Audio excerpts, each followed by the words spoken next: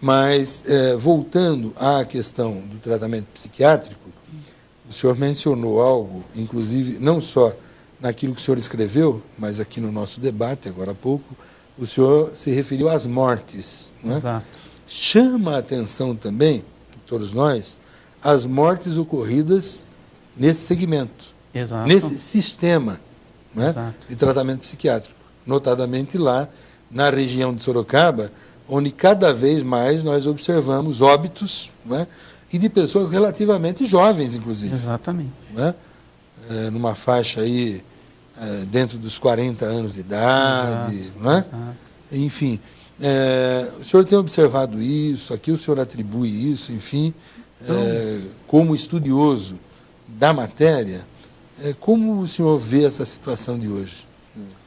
Então, deputado, quando nós aos começamos a fazer essa pesquisa, uma pesquisa feita com embasamento científico, com metodologia científica, o dado que talvez nos tenha mais chocado, e também a imprensa, né, que isso acabou repercutindo na mídia impressa e televisiva nacional, foi o número de mortes. Então, o número que nós chegamos de 2006 a 2009, isso são dados oficiais, são dados que a prefeitura passa para o estado, que repassa para o governo federal, e o governo federal ele coloca em um banco de dados que se chama DataSUS. Nós temos 459 mortes em 4 anos. Né? Nós estamos falando, isso é importante deixar claro, são centenas de mortes. Não é uma, não é duas, não é 3, não é 10. São centenas. 2006, 2007, 2008 e 2009. Em 4 anos, 459 mortes. Que absurdo. Não bastasse o número, que é absurdo e está muito acima do que qualquer padrão internacional diria como razoável, nós não temos estudos no Brasil específicos sobre isso.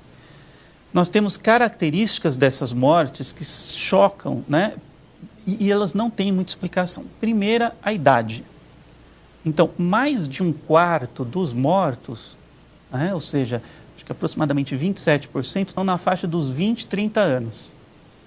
Né? Meu Deus do céu. Se nós considerarmos a média de idade, é 49 para a cidade de Sorocaba. Esses dados a gente só conseguiu obter até o momento por uma questão de tempo para o município de Sorocaba, que são esses 4 manicômios. Essa média de idade de 49 anos quer dizer o quê? Que mais da metade dos pacientes morrem antes de completar 50.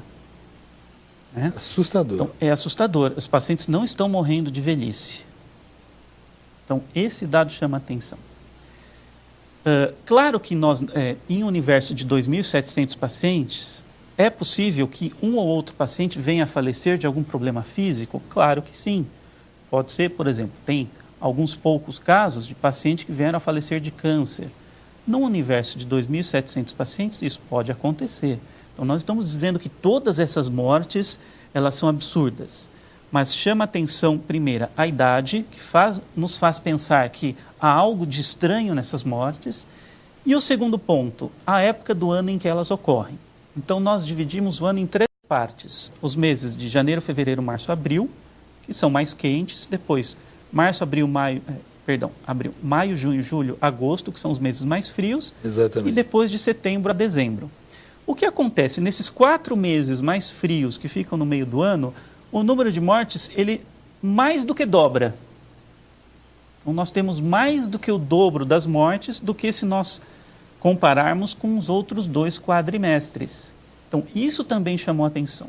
Qual é a explicação razoável para o número de mortes dobrar no frio? Né? Nós, do Flamas, nós não conseguimos ter nenhuma outra hipótese que não seja relacionada ao fato de que esses pacientes não estariam tendo o cuidado devido com roupas, com vestimentas, com cobertores no frio. Então, isso faz com que os pacientes possam desenvolver quadros como, por exemplo, pneumonia. Só em um hospital psiquiátrico de Sorocaba, nós tivemos, em 2 meses e meio de um inverno de 2008, nós tivemos 13 mortes de pacientes com pneumonia. Isso não poderia ocorrer. Isso é indicativo de uma situação de infecção hospitalar, de negligência. Isso teria que ser comunicado às autoridades competentes. Então, não só pelo número das mortes, mas as circunstâncias em que elas acontecem são muito graves. Absurdo, absurdo, assustador, eu diria. Assustador. Né? E, obviamente, que isso deve ser revoltante para os familiares também. Sim, desses pacientes. Exato. Nós estamos sendo procurados por alguns familiares. Alguns desses pacientes não têm familiares. Alguns têm familiares, mas são muito pobres, muito, às vezes, humildes. E eles acham que isso é meio natural, que isso acontece mesmo. Né?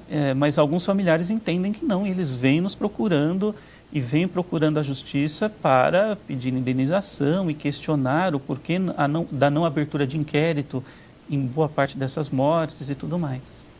Olha, nós estamos chegando ao final do nosso programa. Eu gostaria de parabenizá-lo por esta luta, né, que é muito importante para a vida, né, desses pacientes e, enfim, para os direitos humanos, né, dessas criaturas, filhos de Deus.